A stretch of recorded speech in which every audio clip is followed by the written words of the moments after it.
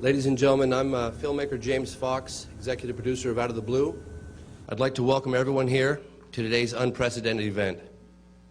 As we take pause in honoring our country's servicemen on Veterans Day, I would like to take this opportunity to thank all the distinguished panelists for traveling here from so far: Iran, Peru, Chile, and the UK. I also want to thank journalist Leslie Kean, the Coalition for Freedom of Information. Without her, this event could not have happened. Her tireless efforts for the last 3 months were invaluable. Our panelists are about to share with you extraordinary experiences they've had while conducting their duties as high-ranking government, aviation, and military officials. I'm now honored to present our moderator, former Air Force captain and two-term Arizona governor, Fife Symington.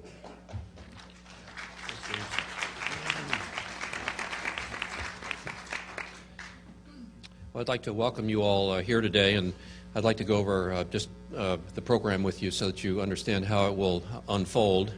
But first, I'd like to thank James Fox for his unbelievable investigative work and research over the past 12 years on this subject.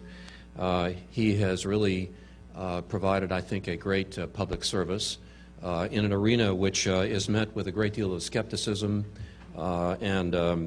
and I just admire his courage. And I've also very much enjoyed his production Out of the Blue. I think he's done a great job with that. But most importantly today is that he and Leslie Kean are responsible for pulling together this unique panel. I don't think there's ever been a more high-level or distinguished group, authoritative group, that has dealt with this matter in one conference. And I'm very excited to be a small part of it. I would also like to thank Leslie Kean. Again, I'd like to reiterate the fact that, as you know, she's an investigative journalist and director of the Coalition for Freedom of Information, and she has done a fabulous job in this arena, and also absorbed a lot of the slings and arrows that are out there in the public arena regarding this subject. But she's done it with great fortitude and in, I think, very good taste. I will make my formal remarks after all the other gentlemen at the table here to my left and right have made their statements. But I would like to just quickly discuss the media format. Each of us is going to make a statement. He'll come up to the podium, give a 2 to 3 minute statement, and then sit down. We're going to roll through that part of the program so that everybody here can hear all of their testimony. After that, I'll stand back up here at the podium, and we will open this up for Q&A for credentialed members of the press. If members of the press, when you stand up and ask a question, if you would state your name and your affiliation, that would be very much appreciated.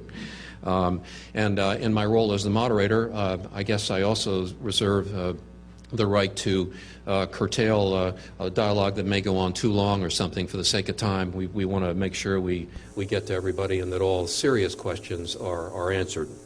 I would also like to note that there's a document here in front of you, if you're in the audience, to your left, which has been signed by all of us, which is a request for the United States government to reopen, in effect, the investigation into the UFO phenomena, which was terminated back in, I believe, 1969, Project Blue Book. And it's a very interesting document, and you should read it.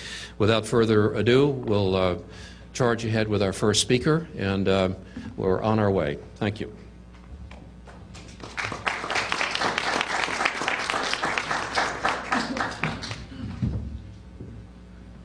Ladies and gentlemen, good morning. My name is Wilfried de Brouwer.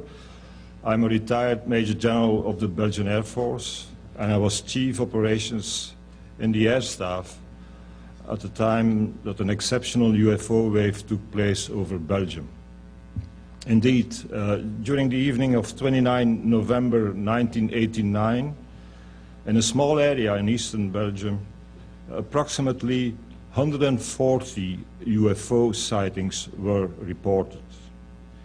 Hundreds of people saw a majestic triangular craft with a span of approximately 120 feet, powerful beaming spotlights moving very slowly without making any significant noise, but in several cases accelerating to very high speeds. the following days and months, many more sightings would follow. The UFO wave would last more than a year, during which a Belgian UFO organization conducted more than 650 investigations and recorded more than 400 hours of audio witness reports. On one occasion, a photograph revealed the triangular shape and 4 light beams of the object. I have the photograph here if you want to see more details later on, but at the left, at your left, you see the original photograph. At the right, you can see an overexposed photograph which reveals the shape of the craft. Belgium had no official focal point for reporting UFO sightings. Nevertheless, in my function of Chief Operations, I was confronted with numerous questions about the origin and nature of these craft. In first instance, and in consultation with other NATO partners, I could confirm that no flights of stealth aircraft or any other experimental aircraft took place in the airspace of Belgium.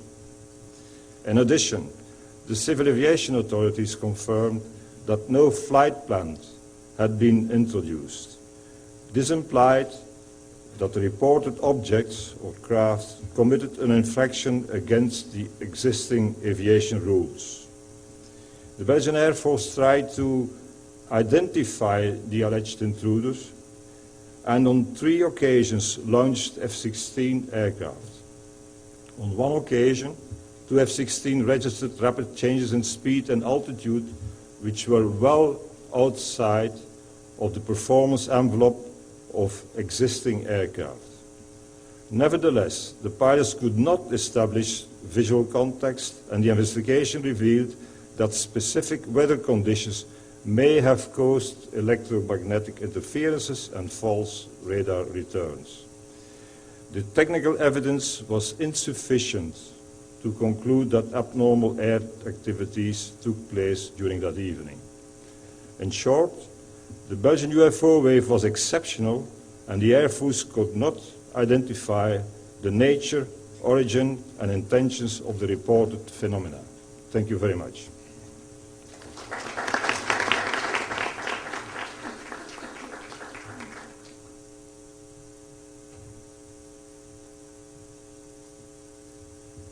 Bonjour, ladies and gentlemen.